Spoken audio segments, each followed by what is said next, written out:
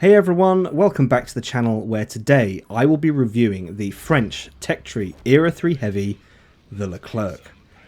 Right, for those of you short on time, here is a very quick overview. The Leclerc is a must-have in my opinion. It has 633mm of pen on its standard rounds, which is the highest of all top Tech Tree Era 3 Heavies. Its average damage roll is 550 per shot, which puts it on par with most other heavies. The Type 92 still holds the top spot, but 550 really isn't that bad. The Leclerc has good turret armor, but it does struggle a little with gun depression. On the whole though, it is a very nice tank to play, and the gun is certainly its best feature. It makes it worth grinding through all of the heat tanks in top of Era 1, all of Era 2, bottom of Era 3. It is absolutely worth all of that. I give you my word. It is absolutely worth getting through all of that heat pain, I should say. Right then, let's dive into the stats of the Leclerc a little bit more than we already have, and compare it to other top Era 3 heavies. Without crew or equipment, the Leclerc has 633mm of pen on standard rounds. It'll do 550 average damage per shot. It has 3,910 hit points, which is the lowest of all Era 3 heavies. It'll do 72 km an hour unboosted, which ties it with the Challenger 2 and the Leopard 2A5. It has 565 meters of view range, and finally 404 meters of concealment, both of which are the best of any Tech Tree Era 3 heavy. And the concealment is actually the best by quite a long way. The next closest to it is the Merkava 3, which has 474 meters of concealment, so if my maths is right, that's a difference of 70 meters. That's no small difference. So, at the moment, it's all sounding pretty good for the Leclerc. Best pen, average damage, decent speed, and superb view range and concealment. And as if that weren't enough, it sports the best DPM of all the top Era 3 heavies in Era 3, coming in at 4,714, which will only get better with crew and equipment. And yes, I have double and triple checked that value.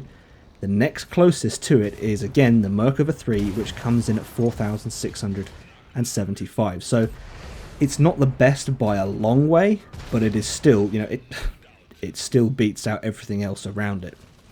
And now that I've said that, it's sounding even better for the Leclerc.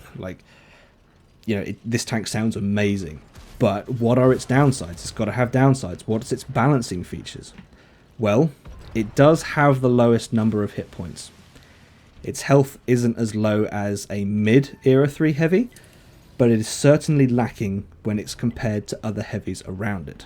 And as far as armor is concerned, it does have a large weak spot at the front, the lower plate at the front. This weak spot isn't as big as the one on the Challenger 2, but it certainly does have a weaker lower plate, which is only 60mm and angled back at 45 degrees.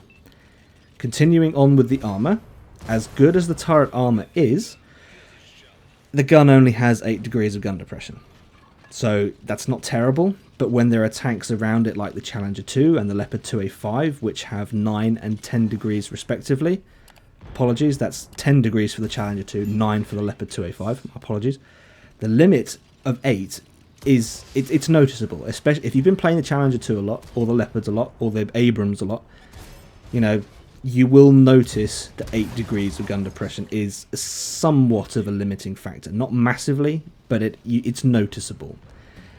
But even though it's got 8 degrees of gun depression, the T72BU has 6 degrees of gun depression, so having 8 really isn't that bad considering. And all in all, there's very little that I can say that is negative about the Leclerc. It has a great gun, and it's balanced by being average or poor in other areas, sort of. I'm really stretching here to find negative things to say about it.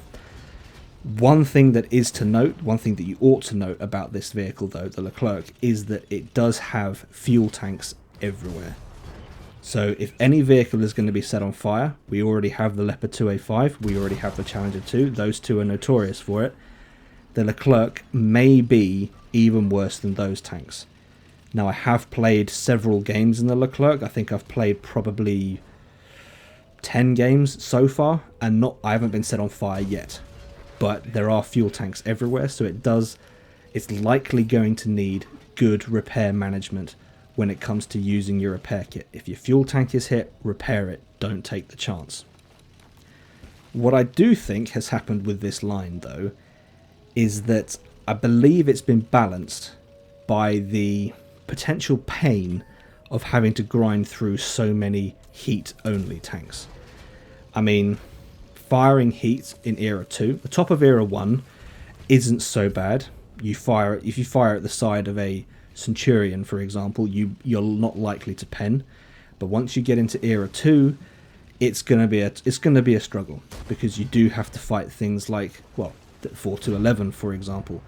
You do have to fight tanks that have a fair bit of spaced armor, so heat isn't always the easiest round to be firing or the easiest round to be using when you're grinding a tank.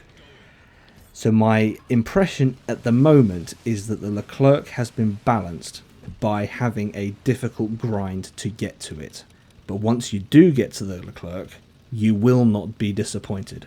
It is a great tank, and it is one that I would certainly recommend that you add to your collection.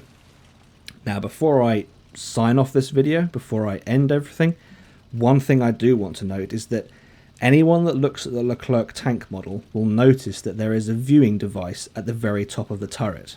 It sticks up quite a long way, and you might be thinking to yourself, well, there's an obvious weak point. If I want to take out the Leclerc, I'll just shoot at the viewing device. No, that viewing device is not a weak spot. It is not part of the hitbox of the tank. If you shoot it, you will not do damage to the Leclerc. So that is good news if you're driving it, possibly not good news if you're fighting against it, but there are ways to beat all of these tanks, and the frontal weak spot of the Leclerc is what I would call a very obvious frontal weak spot. Okay folks, that's about all I have for this one. If you've enjoyed this video, leave it a like, if not a dislike, subscribe if you haven't already, and I'll catch you in the next one.